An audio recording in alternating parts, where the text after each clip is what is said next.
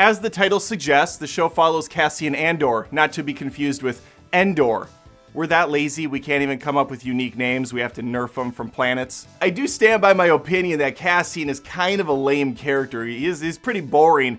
That doesn't mean his life is, though. That doesn't mean his struggles aren't real. And the show does a great job of really letting you connect with this character. And in another sense, it's almost refreshing that this character is different than your standard Han Solo or your Luke Skywalker or these other larger-than-life individuals. And that's how this show is from top to bottom. It's not like Star Wars properties you've seen before. It's intentionally slow. Not a ton of action. Haven't seen a saber yet. We do have a cute robot. That's, I think, Paramount for Star Wars. And another thing this show is doing that Kenobi kind of tried to do but failed for me is show what's going on from the perspective of the Empire.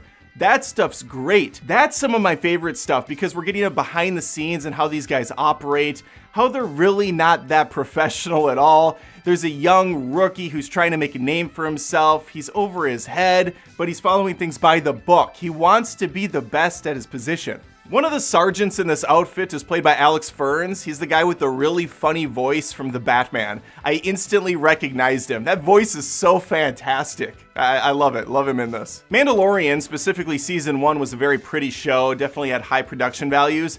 Andor, I think, might even surpass that. Beautiful looking TV show. Definitely budgets put into this. The lighting, everything looks great. Music, much like the performances here, very subdued. In the background, you don't have that bombastic Star Wars theme song. There's nothing very intense going on. I would actually like if the music was a little bit stepped up going forward. I don't know if it's because the tone's more serious or because the tone is so somber. Maybe it's the dusters people are rocking, but I'm getting a Blade Runner vibe from this as well. And that's always a good thing. Again, we are only 3 episodes deep, but so far I got really no complaints. Petunia's in this as well from Harry Potter. Anytime I can see a Potter family member, I'm all in, even if it's a trashy one. A lot of good supporting characters coming and going throughout this. Last thing I will say, and this is just an all-around observation, don't be fooled by runtimes on Disney+. I say this often, but the show will say it's 30 minutes. In Andor's case, it's like 40, sometimes 45, but you can shave off like 10 minutes.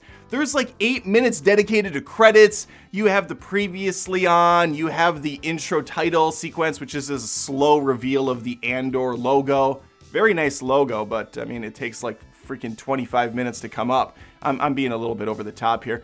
My point is, show's not as long as you think.